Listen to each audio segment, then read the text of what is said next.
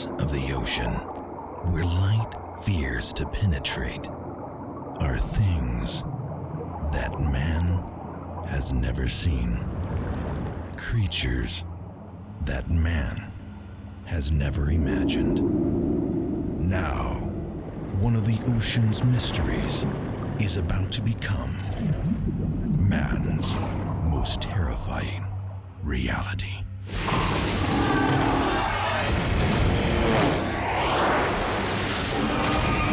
Kraa the Sea Monster, surfacing this summer.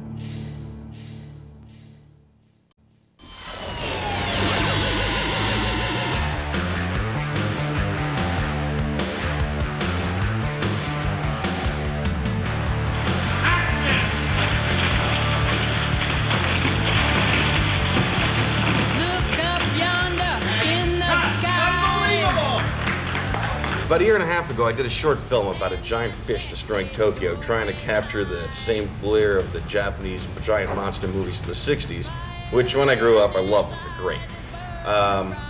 Based on that, and having the producers seeing that, they decided I was the right person to work on ZARKORR. I found myself wearing a lot of hats. Not only was I designing the effects, coming up with the sequences, I was also shooting most of the sequences, lighting the sets, and basically organizing all the various office, managerial, administration things at the same time. There are many times where I'd be sitting there calling action behind a camera, working on a dolly move at the same time while some of the other crew members would, of course, like operate the effects and let the monster go through his paces.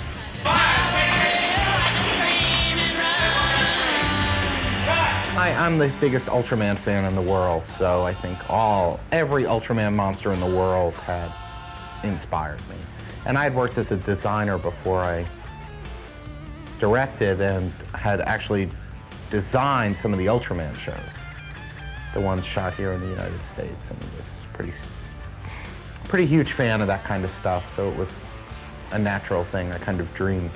For the most part, it was me and John Fidel, who also played the monster in the movie.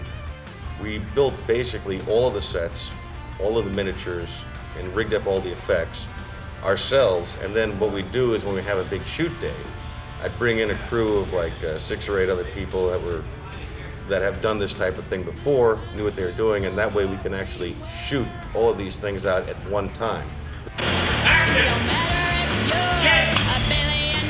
It was very cool. I love Godzilla.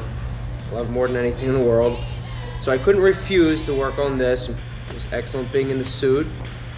You know, I couldn't, like Mike said, I couldn't see much. So when this tape was over, I could only see what was directly in front of me. But I knew everyone was having a good time because look, everyone after the take on him was screaming cool and all that. So I imagine it was very cool. And saw the dailies, and it was very cool. He really had the ZARKORR hand swipe and tail wag down to a fine art.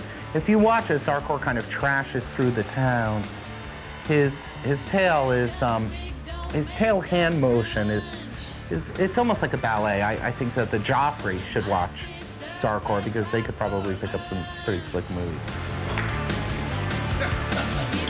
Shooting monsters. There's a trick to the camera angles of shooting monsters. Now, as you see right now, the camera is in a very classic monster position, also used in Citizen Kane, when you want to make people look like monsters.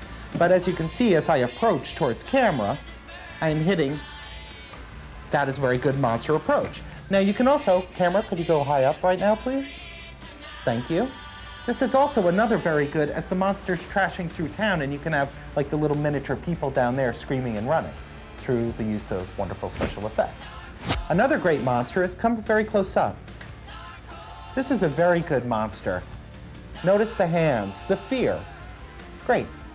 The thing that's super exciting about Monster Island Entertainment is they're bringing us like the big picture movie monsters, which we have not seen since like the early 60s.